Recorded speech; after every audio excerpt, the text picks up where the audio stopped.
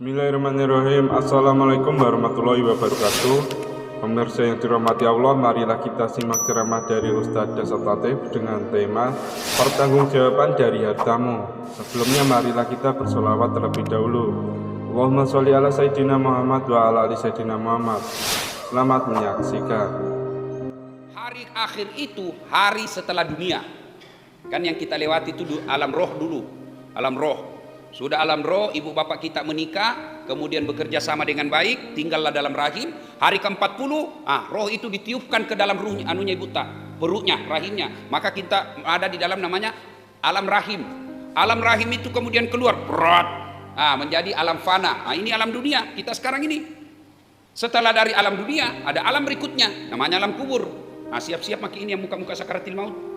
Yang sudah tua ini, siap-siap maki ke alam kubur. Ini mau kemana? Pasti mati bos. Ya. Sudah itu dari alam kubur. Kemudian kita dikumpul, dikasih bangkit lagi kita. Namanya hari kebangkitan. Jadi seluruh manusia dari Adam sampai kiamat, setelah hari kiamat hancurkan sehancur-hancurnya di dunia, tidak ada lagi tinggal. Maka dibangkitkan lagi. Hari kebangkitan. Siapa dulu yang bangkit? Dialah Rasulullah Muhammad sallallahu alaihi wasallam. Nabi bangkit. Itu kuburnya seperti ini. Diangkat jenazahnya, lalu beliau bangun, dia gosok matanya, terbuka matanya. Begitu terbuka matanya, kira-kira kalau Pak Lali bangun hari kiamat, siapa dulu bapak cari? Siapa kira-kira? Kalau saya pasti ku cari dulu, mana anakku, mana istriku, mana bapakku. Tapi tidak, Nabi begitu terbuka matanya berkata, ya Jibril. Langsung lihat Jibril, Jibril hari apa ini? Dan badannya Nabi yang bangkit itu seperti utuhnya ketika hidup. Tidak dimakan cacing tubuh beliau, tidak dihancurkan tanah tubuh beliau, sama ketika hidup. Tidak ada kurangnya. Cakep, bersih badan beliau. Keluar menurut hadis. Digosok matanya, ya Jibril hari apa ini? Jibril menjawab, ya Muhammad inilah hari kebangkitan. Dipoto hari kebangkitan ini. Lalu beliau tanya, ya Jibril kalau ini hari kebangkitan, apa beliau tanya bapaknya? Mana bapakku yang tidak pernah kulihat? Tidak. Mana ibuku yang cuma 2 tahun saya bersamanya? Mana cucuku Hasan Husain? Tidak. Lalu siapa yang dia tanya? Ya Jibril, kalau ini hari kebangkitan, aina ummati? Mana umatku? Mana Das'an? Mana pun? Mana semua itu umatku? Tidak ada satupun keluarga beliau yang dicari. Begitu cintanya Nabi kepada kita. Bagaimana cinta kita kepada Nabi? Bagaimana cinta kita kepada Nabi? Anak muda, berapa anaknya Nabi? Apa itu?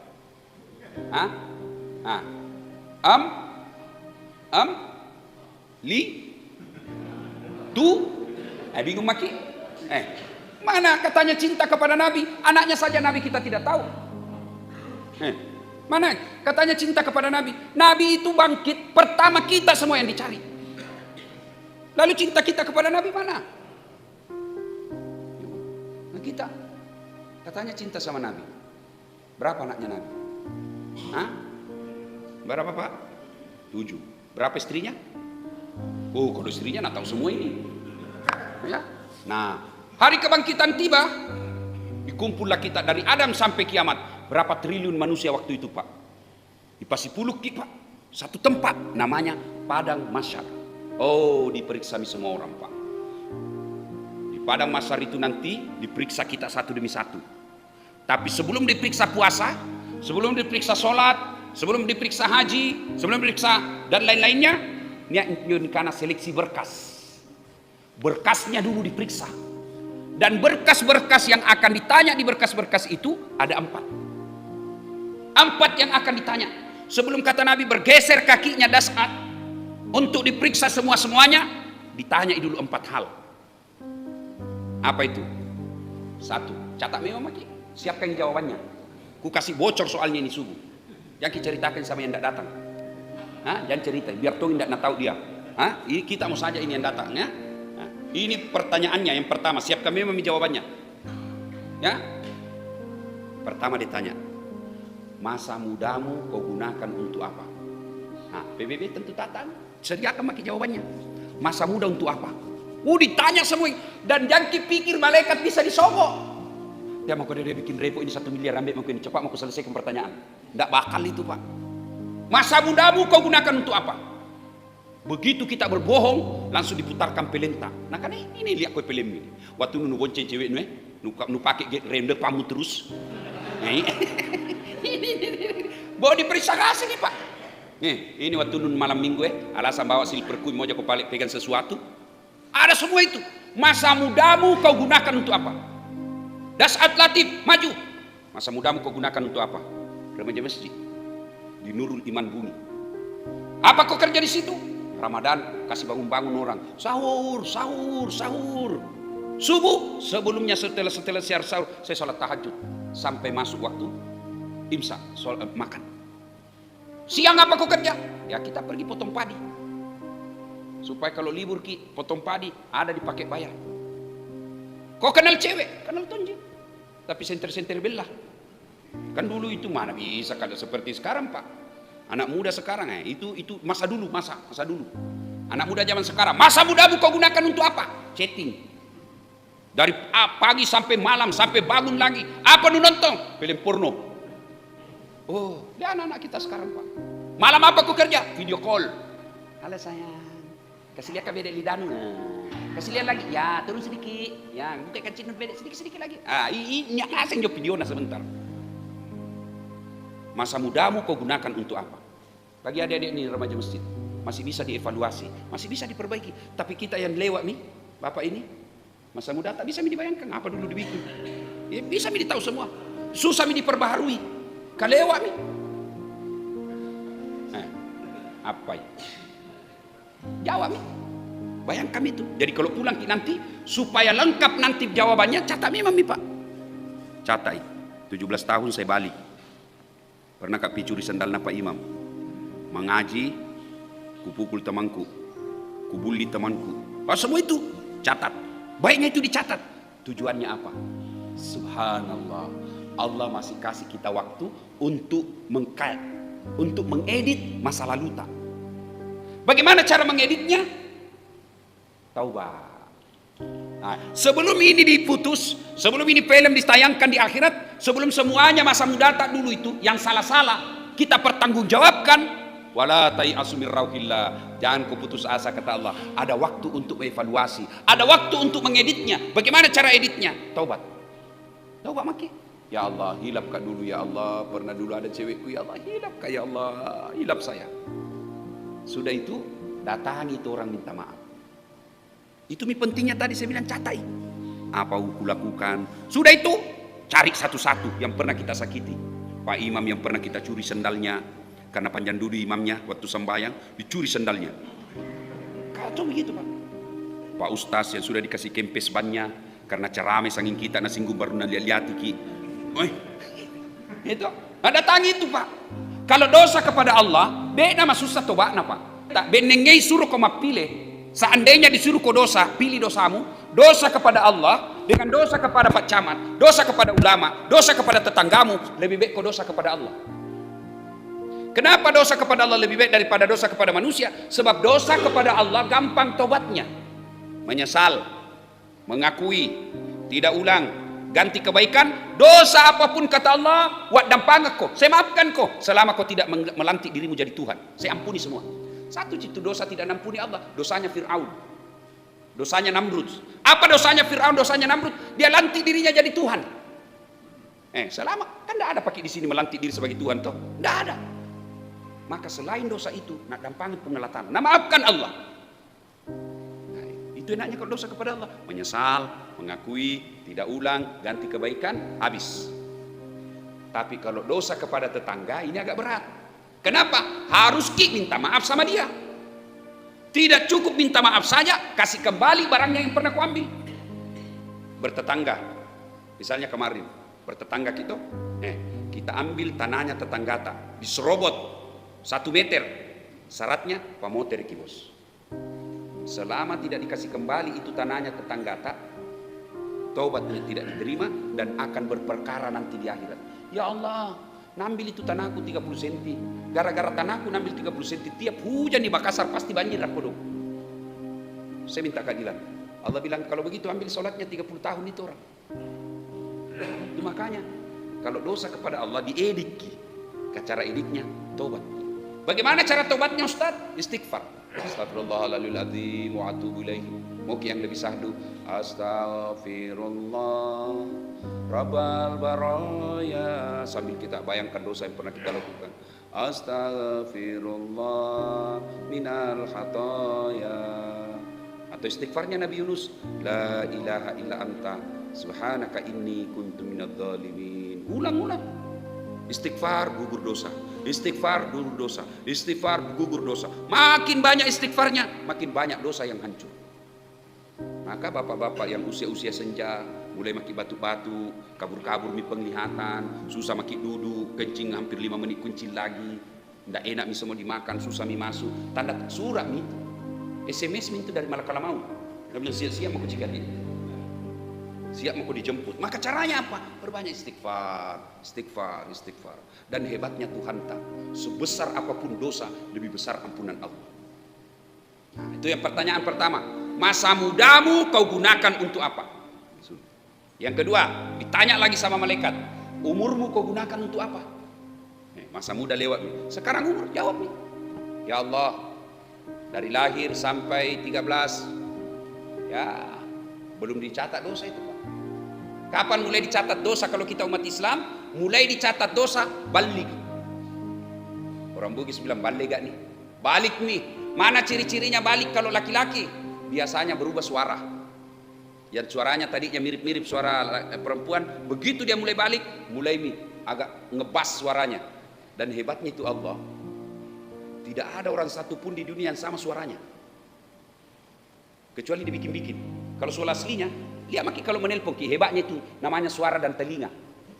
Halo, biar tidak dilihat orangnya, ditahu, oh kita Ustaz. Coba, suara itu bisa merekam telinga, tak dia bisa bedakan.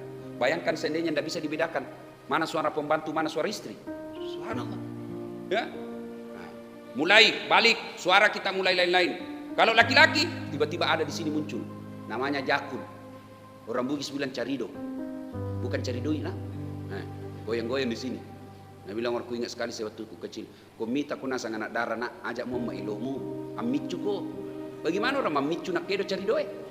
Pasti turun. Ya kan? Nah, umur digunakan untuk apa? Apalagi tanda-tanda balik, ini ada di remaja nih. Tanda-tanda balik, mimpi basah. Kalau mimpi basah, sudah balik itu.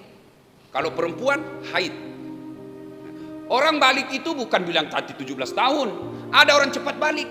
Baru 9 tahun sudah haid. Ada perempuan begitu sekarang. Karena pengaruh dari hormon. Suka film-film porno dia nonton, makanan juga ikut berpengaruh. Kalau zaman-zaman dulu, barangkali anak muda balik usia 15 tahun, ada juga 16 tahun. Sekarang ada 9 tahun sudah mimpi basah. Ya? Nah, tuh. Nah, kemudian pertanyaan ketiga.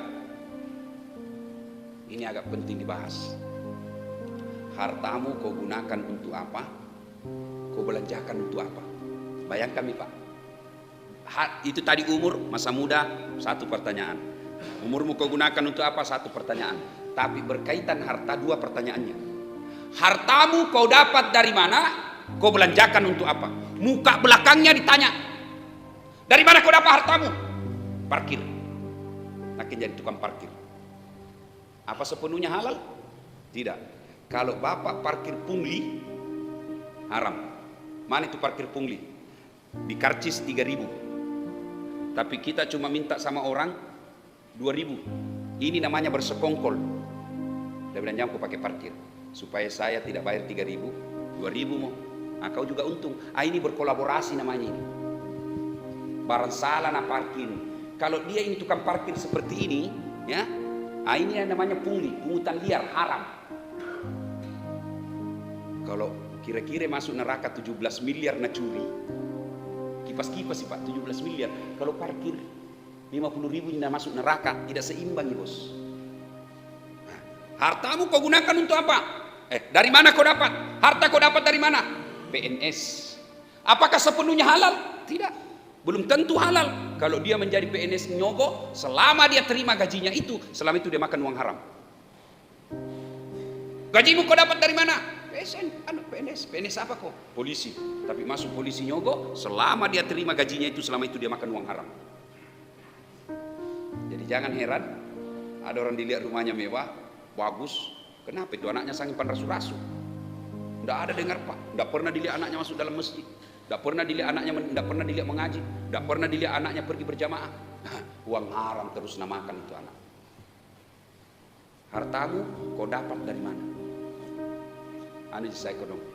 Jual-jual bensin. Apa sepenuhnya halal? Belum tentu. Nah campur minyak tanah. Itu bensin murni. Ternyata ada campur minyak tanah. Ditanya kenapa kau tulis bensin murni? Kan namanya istriku murni. Jadi kau tulis bensin murni. Pak kepala telang. Maka hati-hati. Hartamu kau dapat dari mana? Pakai kontraktor. Oh hati-hati kontraktor. 9 semen dipakai harus tertulis di situ. 5 jina pakai. Hati-hati. 4 sak semen ditimbung kau nanti bos. Disamek di beton kau. Hati-hati Pak. Hartamu kau dapat dari mana? Hati-hati. Nah ini yang membuat kita nanti akan berurusan di akhirat. Banyak masuk neraka gara-gara harta. Saya heran lihat orang yang mencuri uang, menghalalkan segala cara. Banyak nih rumahnya. Makan juga sudah dilarang makan nasi. Kan ada itu orang banyak uangnya tapi dilarang makan nasi. Tapi masih serakah Pak. Mau kau apa? Kau makan saja paling 1 mangkok coto selesai perunuh. Nah tidak habis itu hartamu, tapi masih mencuri kiri kanan, ngambil kiri kanan, itu setan. Maka untuk soal harta ini Allah ajarkan kita, wa barakatan fir rizqi. Ya Allah berikan kami rezeki yang barakah. Apa itu berkah banyak? Tidak. Sedikit tidak tentu juga. Apa itu berkah? Penuh manfaat. Ada orang Pak pegawai honor di suami istri, tapi alhamdulillah bisa pergi umroh. Barakah itu hartamu bos. Ada orang hartanya berlimpah-limpah, banyak sekali uangnya. Tidak pernah pergi lihat tanah suci. Tidak berkah itu hartamu. Ada orang banyak uangnya tapi tidak pernah kita dengar nyumbang di masjid. Tidak berkah. Ada orang sekedarnya saja kasihan penghasilannya. Tapi setiap ada pembangunan masjid, tahu ada 2 sakna semin. Berkah itu. Dia tidak kaya tapi setiap Ramadan pasti papa buka meskipun seadanya saja. Ada orang kaya sekali seumur hidupnya cuma 1 kali papa buka. Itu tidak berkah hartamu. Nah, ditanya hartamu kau dapat dari mana? Maka silakan makin jawab itu. Harta dari mana? Bangun-bangun rumah. Dilarang berusaha? Tidak. Yang dilarang menipu pembeli. Wa ahallallahu bai'a wa harrama riba. Allah halalkan jual beli tapi Allah haramkan riba. Apa itu riba? Menipu pembeli. Berapa harganya ini? 70 juta. Mahal nak. Mana bisa? Itu lagi na modal jiku kasih kok bos. Karena temangki modal jiku kasih kok. Padahal niat minuntunna 10 juta. Demi Allah 10 jutanya itu haram kau makan. Karena kau tipu orang. Bagaimana pada dagangnya Nabi? Contoh Nabi. Berapa ini Muhammad? Ya, Aisyah kasih kak, Khadijah kasih kak modal 10 dirham. Terserah mi kate. Mau ki beli modal, alhamdulillah ndak rugi kak. Tapi mau ki kasih untung kak juga, boleh. Ini yang banyak ini penjualikan ke siapa?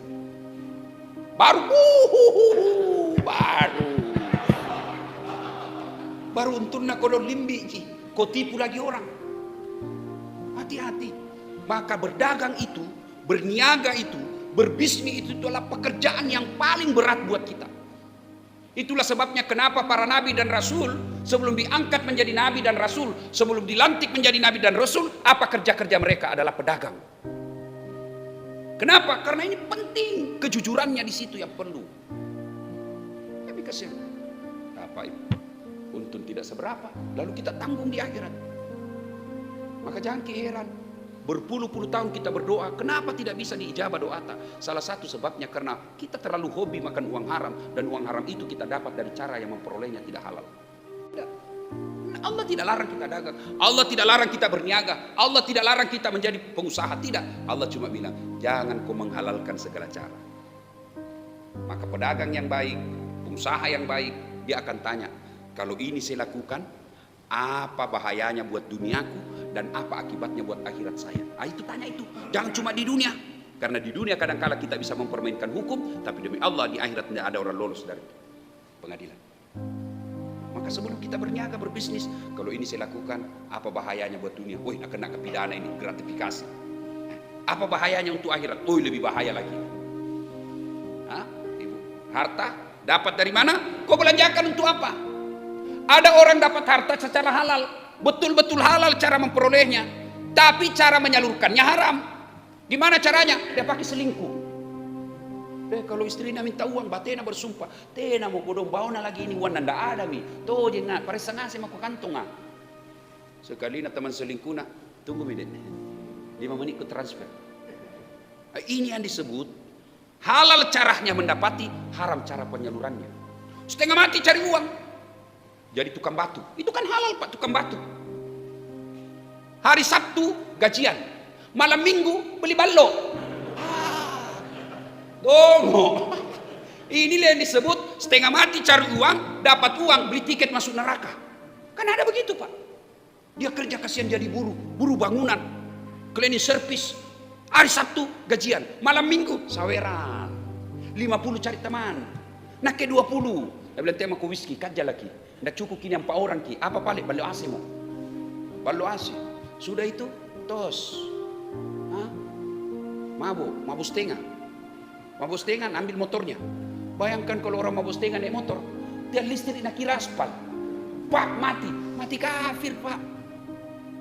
Nah, ada orang cara memperolehnya halal, tapi cara membelanjakannya haram. Ada juga cara sebaliknya, mau cuci tangan, uang judi, uang korupsi. Untungnya uang korupsi, Nabi bilang apa? Bawa kau di masjid, sumbangi supaya mencuci. Oh tidak bisa bos. Yang haram tidak bisa dipakai mencuci. Uang judi, bisnis prostitusi, panti pijat kadang teman-temannya. Kan ya tongin tuh Pak selalu sekali ki panti. Kutanya kenapa ke panti pijat? Nah harusnya ke panti asuhan. Nah bilang sama-sama di panti Ustaz. Sama panti tapi beda cita sana bos. Nah bilang kita mau diuru-uru Ustaz. Cocok bilang diuru lain mengeras. Nah, itu namanya cari uang, beli tiket masuk neraka. Nah, ada juga bisnisnya bisnis haram, hasil korupsi, hasil nyogok. Disogok supaya masuk pegawai anaknya orang, sogoknya 500 juta. Nu supaya Nabi bilang supaya bersih ini 500 juta, sumbang ke 100 juta. Tidak bisa karena anu nas haram. Yang boleh dibersihkan harta kita dengan zakat sedekah adalah apanya? Apanya? Yang samar-samar. Ya, dagang kayaknya ini tidak halal ini caraku ini. Kita ragu-ragu. Itulah yang dibersihkan dengan zakat sedekah. Nah, ibu bapak, saudara-saudara sekalian, ada hal penting lagi yang berkaitan dengan harta. Bapak-bapak yang punya harta banyak, yang banyak-banyak uangnya, tapi jarang tong kuliah orang yang banyak uangnya datang salat subuh. Jadi susah tong diceramaikan, tidak datang ini masjid. Sangat sulit. Maka beruntung bapak ini yang bisa datang salat subuh Pak. Seandainya Nabi Nabita, seandainya kuliah itu pahalanya salat subuh, kau datang di masjid meskipun kau merangkak. Tahu jaki merangkak? Tahu ki merangkak? Bahasa Parisnya makalolo. Tahu gitu Paris, Pare-Pare dan sekitarnya. Makalolo. Mana ada orang mau makalolo datang Pak? Sakit nih, covid nih, dikasih uang. Bilang, ini uang 10 juta. Mau kita datang kira-kira? Nabi bilang, tidak butuh kau uang sekarang. Saya butuh imun. Tapi ini salat jamaah subuh. Nabi bilang, Nabi, coba kuliah itu pahalanya salat subuh. Kau akan datang makalolo di masjid. Itu Pak besarnya. Tapi lebih banyak yang tidur di rumah. Karena tidak ada lihat. Coba ini ada calon wali kota. Nabi bilang, siapa yang datang salat berjamaah subuh? Dapat rokok 10 bungkus. Pulsa 200.000. Sembahyang subuh 4:30, jam 1 penuh di masjid. Padahal baru rokok itu. Kenapa? Karena dilihat pahalanya. Nah, bapak-bapak yang banyak hartanya di rumah, punya anak, bereskan memang itu hartata, namanya wasiat. Ini berapa banyak orang Pak saya lihat meninggal, 1 tahun kemudian bertengkar anaknya dan tidak malu Pak, berpengadilan, adik kakak. Baik anakku, betul baik anak tak, tapi istrinya provokator. Ini yang biasa ini mantu. Masa kau anak pertama tidak ada yang dapat? Kau yang ngurus bapakmu dari waktu nak kena stroke, kau yang mandikan bapakmu. Kenapa itu adikmu tiba-tiba dapat banyak rumah? Mulai ribut. Gara-gara istri provokator. Dan juga kita takut sama istri. Tahu itu bapak, hebat dia di luar Pak. Singa di luar Pak. Tak ada orang berani ganggu Pak. Sekali sampai di rumah deh, Hello Kitty. Ada juga begitu takut sama istri. Akhirnya apa? Berdosa sama orang tuanya. Orang tuanya sudah meninggal, berperkara harta. Maka bapak-bapak yang Allah beri rezeki, selesaikan memang. Itu namanya dalam Islam wasiat. Berwasiat memang maki. Belum dikasih. Lebih bagus lagi kalau dikasih memang modal usaha. Apa kalau mati maki Pak? Kalau dikasih masih hidup kita bisa tegur ketika dia salah, kita bisa didik. saya kasih warisan dari semua harta ini bagianmu kau rumah. Ya, baik kau di sini. Kau bagianmu ini ruko. Pak, bagi rata memang. Karena kalau meninggal maki berperkara mereka, kita yang disiksa di kubur. Maka berwasiat. Belum mau ku kasih anakku, wasiatmu saja simpan. Panggil notaris, ini wasiatku. Mobilku si Bunsu. Rumahku ini karena ada tong itu anakku kodong tidak ada sekolahnya, tidak pernah sekolah, tapi dia ngurus baik sama saya. Ini mebalak tawana. Perjelas memang. Ya, itu kebun di kampung karena ada anakku suka sekali pulang kampung itu bagian catain semua supaya kita meninggal datang notaris bacakan ini wasiat aman anak-anak. Tapi kalau tidak, lihatlah itu sekarang berperkara. Maka sebenarnya warisan sebaik-baik warisan untuk anak itu bukan harta, tapi apa? Ilmu. Kasih dia ilmu biar dia hidup dengan ilmunya, dan itu ilmu tidak bisa merampok saudaranya. Dan yang terakhir yang akan ditanya di akhirat kelak, yaitu ilmumu kau gunakan untuk apa? Arsitek gunanya untuk apa? Itu ilmu bawa tong supaya gampang masuk surga. Saya arsitek Ustaz, alhamdulillah. Manfaatkan itu ilmu untuk kebaikan. Apa? Gambar masjid. Jangan dibayar, gratis ini gambarku. Ini tong tidak perlu di modal otak saja, dan Allah kasih ke otak tidak perlu saya bayar. Sudah saya gambar masjid. Itu pahala. Saya punya ilmu komputer. Kau gunakan untuk apa? Alhamdulillah. Kalau rusak komputernya di masjid, saya bantu. Saya punya ilmu apa? Aplikasi, bikin apa itu, jaring apa semua. Saya bantu itu masjid. Ada panti asuhan, saya sumbangkan dia, saya perbaiki komputernya. Ada saya perbaiki apanya? Ilmu gunakan untuk apa? Saya ulangi, mudah-mudahan ini kita catat baik-baik, kita siapkan jawabannya. Masa mudamu kau gunakan untuk apa? Usiamu kau gunakan untuk apa? Hartamu kau dapat dari mana? Kau belanjakan untuk apa? Dan yang keempat, ilmumu kau gunakan untuk apa? Semua ini kita jawab, pasti kita hadapi. Maka sebaiknya persiapkan jawabannya mulai sekarang. Tapi insya Allah tidak usah cemas. Kenapa? Karena yang jawab semua ini nanti bukan akal. Biar kita sudah bikin itu jawabannya, lalu kita kantongi, kita kasih tahu anak, tak kasih masuk nanti di kain kafan supaya saya bisa jawabannya. Tidak bisa Pak. Yang menjawabnya adalah amal kebaikan, amal-amal kita insya Allah. Nah ibu bapak saudara-saudara sekalian, inilah tausiah kita, mudah-mudahan ada